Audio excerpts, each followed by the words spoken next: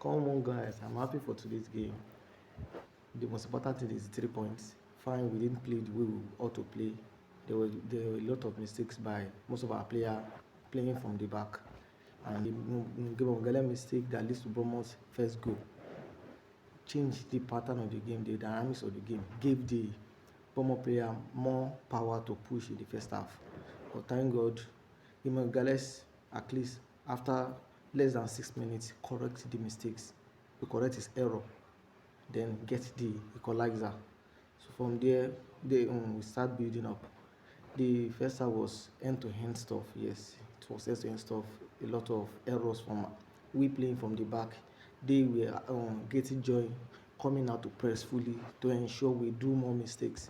So the second half, it looks like we are getting control of the game. Then the second goal came in. You can see what Gyökeres did. Most of you that used to claim that Gyökeres is flop, is not doing what he's supposed to do, you believe a striker needs to score goal. Yes, the first responsibility of a striker is to score goal. But assist is there, hold up play is there, so many things.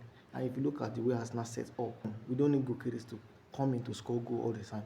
We need him to create space for other players, other attackers to score goal. You can see the goal we scored against Aston Villa, the second goal that Zubimendi scored. 4 Aston Villa players were running towards Gyökeres, which give room for Zubimendi to make that run. That is the job of Gyökeres at Arsenal. It is not just to score goal. So most of you that you are judging Gyökeres based on the number of goals, you guys need to rethink. You guys need to calm down, watch the way we play. You need to see that in most of our games, if Gyökeres is up front, our opponent does not have the freedom to come and attack. So because of Gyökeres, they don't have all the freedom to come all out to attack, and that's what we need him to do. And when we are in low block, when we are playing against low block that we used to play, we need him to occupy most of the defender, 2-3 defender, running towards him for more space, so that our wingers, our attacking midfielders can explore other spaces. And that's what we have been doing so far. And apart from our set pieces, that is what we have been doing to get goals. Declan Rice, you all know he has been superb, one of the best players for Arsenal this season. Yes, you need Madueke to keep pushing. Although most of the time his end point is always below par. For most of the game, he was able doing things that we expected Saka to. Martinelli has always been Martinelli. All runs and no end point. Odegaard today too was fabulous. Other players was fabulous. Another issue we had is Madueke and Timber were not working together defensively. So it gives room for them to explore that wing, unlike the Cappy wing. Madueke and Timber were not able to cover defensively. Martinelli was doing his own job defensively. That's one of the things we know Martinelli for is hard working. Going from defense to attack, running is hard working. Nobody can take that away from him. If we look at our second goal today, that is what we need Gyökeres to do.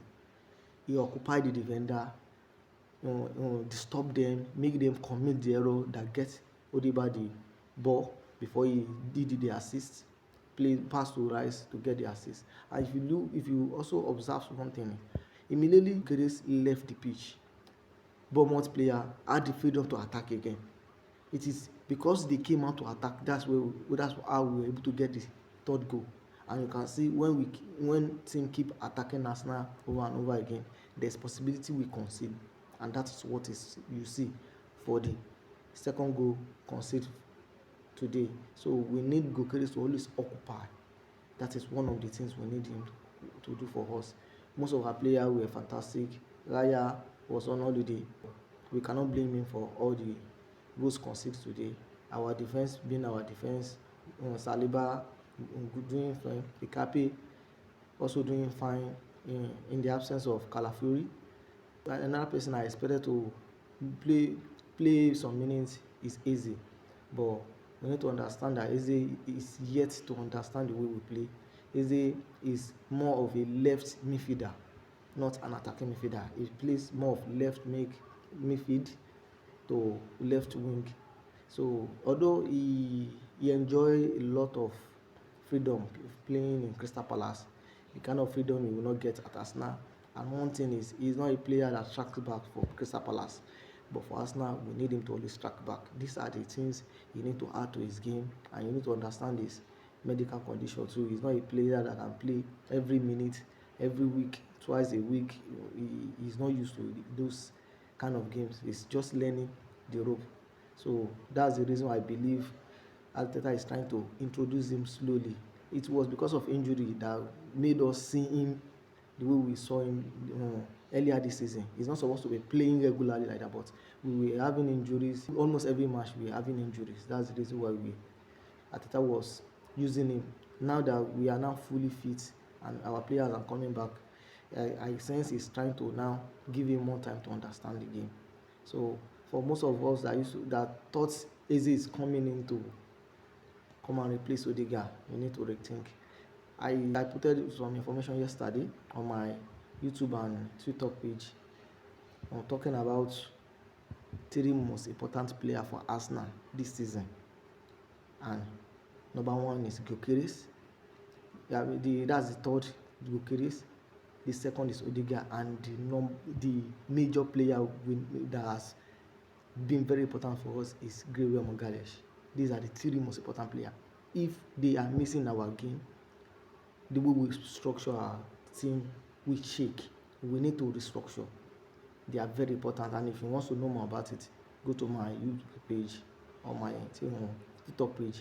You will see the information. I analyze how important what they do and how important they are to the team. We know we have Saka, that's our star boy. We have Rice doing his game, doing his team day in, day out. But these three players are very important. Take a look at it. Rice have missed some of our games, and none of the games we draw or we lose. We have always been winning every match. Rice has not played any part. And remember, most of the games we missed Gyökeres, we lost or draw. Gyökeres was not in Sunderland game.